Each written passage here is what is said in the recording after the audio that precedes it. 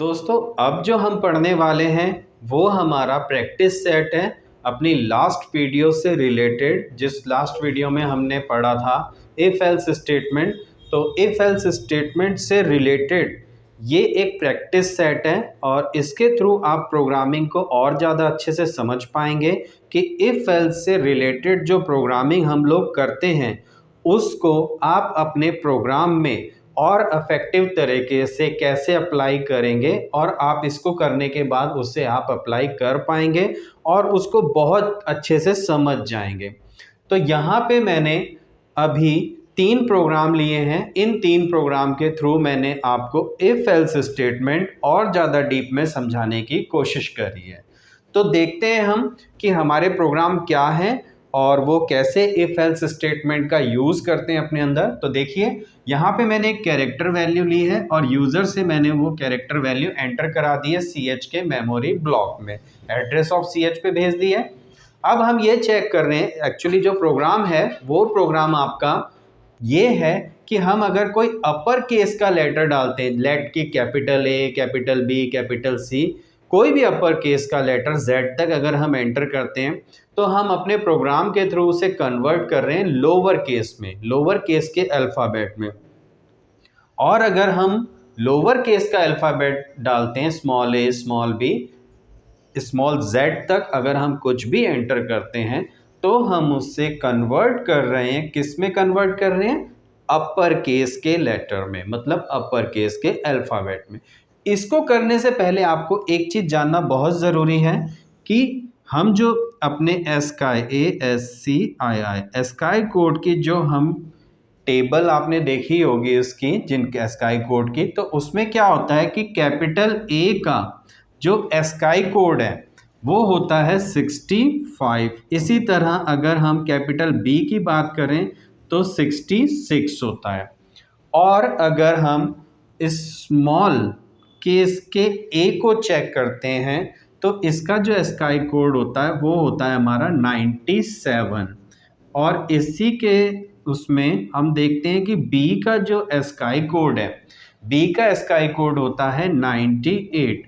और अगर हम इन दोनों के बीच का जो डिफरेंस कैलकुलेट करते हैं 65 माइनस 97, तो हमारा जो डिफरेंस आता है वो हमारा 32 का आता है हमेशा। ठीक है, तो 32 अगर मैं 65 में प्लस 32 करता हूँ तो ये 97 बन जाएगा, मीन्स ये लोअर केस का एस्काई कोड बन जाएगा।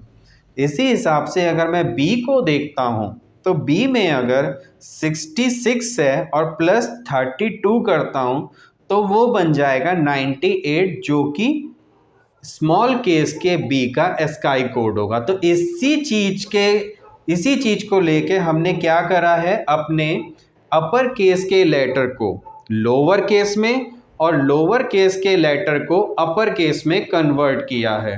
तो हमें चेक करना पड़ेगा कि जो हमने कैरेक्टर एंटर किया है वो कैरेक्टर अपर केस का है या फिर लोअर केस का है। उसके लिए हमने इफ लगाया।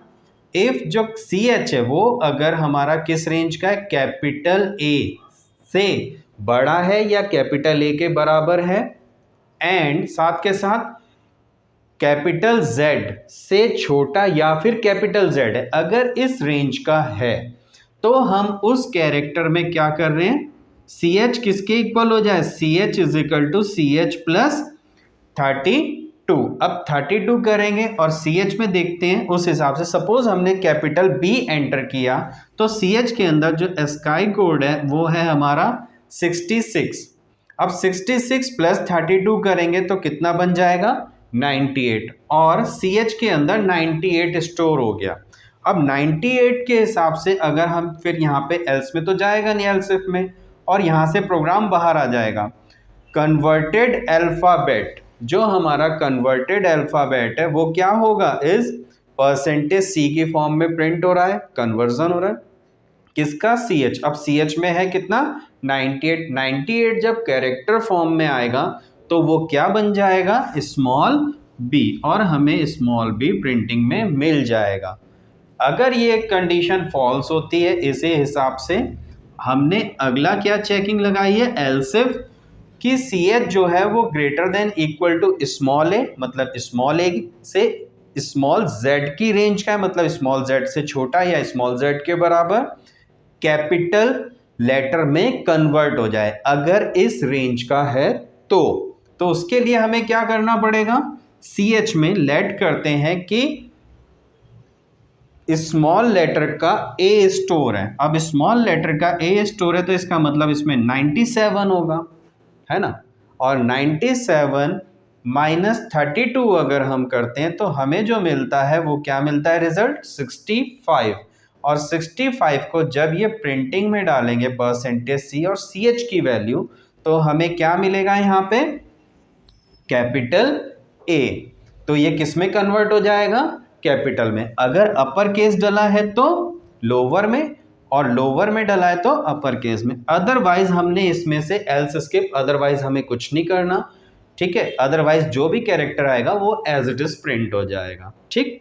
तो ये हमारा एक एग्जांपल था जिसमें हमने अपर केस को लोअर में और लोअर को अपर में कन्वर्ट किया था। अगर आपका इस प्रोग्राम से रिलेटेड कोई डाउट, वैसे डाउट नहीं होगा कोई आपका, मैं जानता हूँ मेरी क्लास के बाद डाउट नहीं आता, और डाउट अगर है भी इन केस किसी का तो आप उसे कमेंट सेक्शन में जाके लिख सकते हैं, मैं उसको रिप्लाई जरूर करूँगा अपनी डाउट की किसी वीडियो में।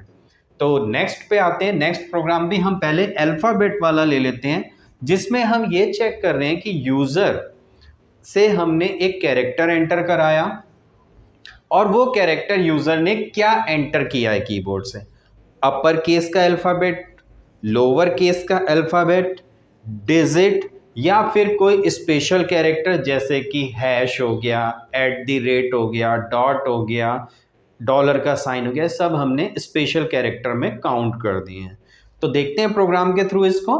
वही सेम हमने यूज़र से एक कैरेक्टर एंटर करवाया। यहाँ पे यूज़र से कैरेक्टर एंटर करते हैं हमने चेकिंग के लिए क्या लगा दिया, सी एच अगर क्या है, capital A and less than equal to capital Z. तो अगर इस रेंज का है तो क्या मैसेज मिलेगा, अपर केस अल्फाबेट, तो मैसेज आ जाएगा upper case alphabet. In case अगर ये कंडीशन फॉल्स होती है, ट्रू फॉल्स की कंडीशन मैंने आपको बताई थी लास्ट वीडियो में कि कैसे ये चेक करेगा कि ये कंडीशन ट्रू, ये कंडीशन ट्रू, एंड के केस में दोनों का ट्रू होना ज़रूरी होता है। अगर ये दोनों ट्रू होती हैं तो हमारा इफ़ ये वाला ब्लॉक एग्जीक्यूट कर जाएगा और अगले ब्लॉक पर नहीं जाएगा किसी भी, और प्रोग्राम से बाहर आ जाएगा, है ना। अगला हमने केस चेक किया है यहाँ पे कि हमने जो कैरेक्टर एंटर किया है, जो भी कैरेक्टर हमने डाला है वो अगर greater than equal small A and C H less than equal किसके, स्मॉल जेड, तो लोअर केस अल्फाबेट का मैसेज मिलेगा हमें। फिर हमने चेक किया कि सी एच के अंदर जो वैल्यू वो zero, greater than equal zero, character value इसलिए कोड्स में लिखा है, इंट होती तो विदाउट कोड आती, ठीक है। तो C H greater than equal zero and C H less than equal 9, तो 9 से छोटी या 0 से बड़ी, जैसा कि हम जानते हैं कि हमारे डिजिट्स जो होती हैं कीबोर्ड से जो हम एंटर कर पाएंगे एक कैरेक्टर, वो 0 से 9 के बीच का ही कोई कैरेक्टर होगा। तो अगर वो 0 से 9 के बीच का कोई भी कैरेक्टर होता है तो हमें स्क्रीन पे मैसेज क्या मिलेगा, डिजिट। इन केस ये कंडीशन भी फॉल्स होती है। अब देखिए यहाँ पे हमने अपर केस चेक कर लिया, लोअर केस चेक कर लिया, डिजिट चेक कर ली, सब कुछ तो इसमें से चेक कर लिया। जो बचा कीबोर्ड के अंदर, सब कुछ फिल्टर होने के बाद जो बच गया है वो क्या है हमारे, अब सारे special character, @ dot, greater than, less than, equal to, sign, plus, minus, ये सब क्या है हमारे, अब ये सारे हमने स्पेशल कैरेक्टर में काउंट कर दिए। और हमें अगर इनमें से कोई भी कंडीशन ट्रू नहीं होती, ये भी फॉल्स, ये भी फॉल्स, ये भी फॉल्स, तो हमें क्या मिलेगा, स्पेशल कैरेक्टर प्रिंट हो जाएगा। देन प्रोग्राम क्लोज और ये प्रोग्राम बाहर आ जाएगा। तो इसमें इफ एल्स का यूज हुआ हमारा। एक और प्रोग्राम लेते हैं जो कि ये प्रोग्राम है हमारा, हम यूजर से एक अमाउंट एंटर कराते हैं और वो अमाउंट के हिसाब से हमें डिस्काउंट कैलकुलेट करना है।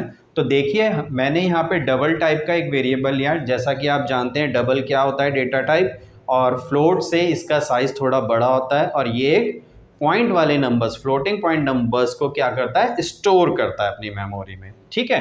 और तो मैंने यहाँ पे कुछ मेमोरी ब्लॉक लिए, अमाउंट लिया है, DIS लिया है और नेट अमाउंट लिया है ना। मैंने यूज़र से जो एंटर करवाया वो क्या एंटर करा, एंटर द अमाउंट। आप अमाउंट एंटर करिए और मैंने उसे एड्रेस यानी एड्रेस अमाउंट का जो मेमोरी ब्लॉक है उसके एड्रेस में स्टोर करा दिया यूज़र से जो भी है। तो अमाउंट में यूज़र ने AMT के अंदर वो वैल्यू स्टोर हो गई है जो यूज़र ने अमाउंट एंटर करा है।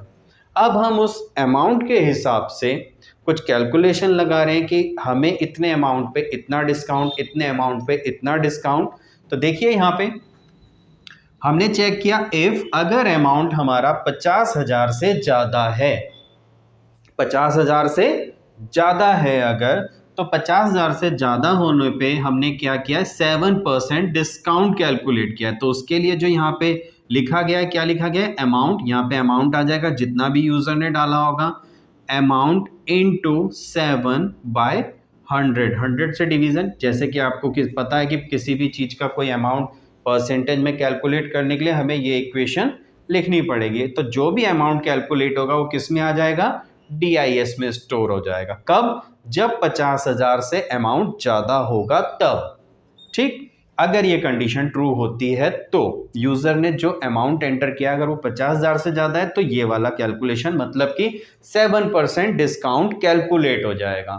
ठीक, उसके बाद हमने चेक किया कि अगर अमाउंट, ये कंडीशन फॉल्स होती है तो अगले एल्स इफ पे जाएगा और इस एल्स इफ में क्या चेक करेगा, इफ अमाउंट अगर हमारा ग्रेटर देन और इक्वल किसके है, 30,000, मतलब 30,000 हो या 30,000 से ज़्यादा है अगर, and amount less than equal 50,000, या तो 50,000 हो या 50,000 से कम, मतलब 30,000 से 50,000 की रेंज में अगर है तो हमने उसका डिस्काउंट कितना किया है, 5%। यहाँ पे 7% कैलकुलेट किया, यहाँ पे हमने 5%। अगर ये कंडीशन ट्रू होती है, अमाउंट इस रेंज का है, तो 5% डिस्काउंट मिलेगा उसे।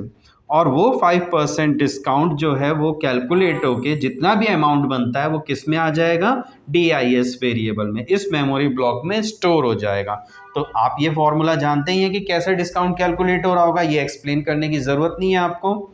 और फिर अगर ये कंडीशन भी फॉल्स होती है कि अमाउंट थोड़ा और कम है, अगर अमाउंट अगर थोड़ा और कम होता है तो ये कंडीशन फॉल्स होगी। जब फॉल्स होगी तो स्टेटमेंट जो जंप करेगी वो किस पे जाएगी, इसके फॉल्स होने पे, अगली एल्स इफ पे चेकिंग करने। क्या अमाउंट 10,000 से ज़्यादा या फिर 10,000 है एंड लेस देन 30,000, 30,000 पे तो ये वाला ब्लॉक एग्जीक्यूट करेगा क्योंकि यहाँ इक्वल लगा है, और 30,000 से कम होने पे मीन्स 30,000 से कम होने पे ये वाला ब्लॉक एग्जीक्यूशन लेगा। और अगर ये वाला ब्लॉक एग्जीक्यूशन लेता है तो यहाँ पे जो अमाउंट है वो कितना, इंटू 3/100, मीन्स यहाँ पे कितने परसेंट डिस्काउंट कैलकुलेट हो रहा है, 3% डिस्काउंट यहाँ पे कैलकुलेट हो रहा है। और अगर ये कंडीशन भी फॉल्स होती है तो हम उसे सिर्फ और सिर्फ 2% का डिस्काउंट दे रहे हैं यहाँ पे। अगर इनमें से कोई भी कंडीशन मैच नहीं करती, सारी कंडीशन फॉल्स होती है, तो वो किस पे आएगा, एल्स वाले मेमोरी ब्लॉक पे। और यहाँ पे जो डिस्काउंट कैलकुलेट हो रहा है वो 2% ऑफ टोटल अमाउंट हो रहा है जो अमाउंट यूज़र ने डाला है ना। अब हमने अगले में क्या किया कि हमारा जो नेट अमाउंट अब बैठता है वो कितना बैठता है, जो आपने अमाउंट एंटर किया था वो माइनस डिस्काउंट। उसके बाद हमने प्रिंट करा दिया कि आपको कितना डिस्काउंट मिला, discount is equal to DIS में कैलकुलेट हुआ, और नेट अमाउंट कितना हुआ, मतलब डिस्काउंट हटाने के बाद जो अमाउंट बचता है वो नेट अमाउंट में स्टोर किया था माइनस करके हमने, और यहाँ नेट अमाउंट में वो चीज़ आ जाएगी। तो ये डिफरेंट इफ एल्स स्टेटमेंट के थ्रू मैंने आपको एक प्रैक्टिस कराई है प्रोग्राम की। आप इसको, जो इससे रिलेटेड और भी इफ एल्स से रिलेटेड प्रोग्राम है, ये मेरे प्रैक्टिस सेट में पूरे हैं, और मैं आपको एक लिंक प्रोवाइड कर रहा हूँ इस वीडियो के नीचे लिंक में। आप जाके डिस्क्रिप्शन में वो लिंक देख लीजिए, उस पर विजिट करके ये पूरे नोट्स आप डाउनलोड कर लीजिए, प्रोग्राम डाउनलोड कर लीजिए अपनी प्रैक्टिस के लिए। और आप इससे रिलेटेड, इस वीडियो से रिलेटेड आपकी अगर कोई भी क्यूरी हो तो आप उससे कमेंट सेक्शन में जाके कहिए, वहाँ पे टाइप करिए अपने क्यूरीज जो भी हैं, मैं उससे रिलेटेड एक वीडियो बना के आपके डाउट्स क्लियर करूँगा या वहीं पे आपका रिप्लाई कर पाऊँगा। तो अगर आपको ये इफ एल्स स्टेटमेंट समझ में आई हो और वीडियो अच्छी लगी हो तो आप वीडियो को लाइक करिए। आप चैनल का नाम जानते हैं कोडिंग क्लाउड, चैनल को लाइक कर दीजिए, सब्सक्राइब कर लीजिए चैनल को, ठीक है। दोस्तों के साथ शेयर करिए इस वीडियो को और इस कोडिंग क्लाउड ट्यूटोरियल में आप लास्ट तक बने रहिए क्योंकि आपको यहाँ मिलने वाली है हर प्रोग्रामिंग से रिलेटेड वीडियो। जैसा कि आप जानते हैं कि सी प्रोग्रामिंग सबसे इम्पॉर्टेंट है, हर एक किसी भी प्रोग्रामिंग को सीखने के लिए ये बेस है। आपका बेस अच्छा होगा तो आप कोई भी प्रोग्रामिंग सीख सकते हैं।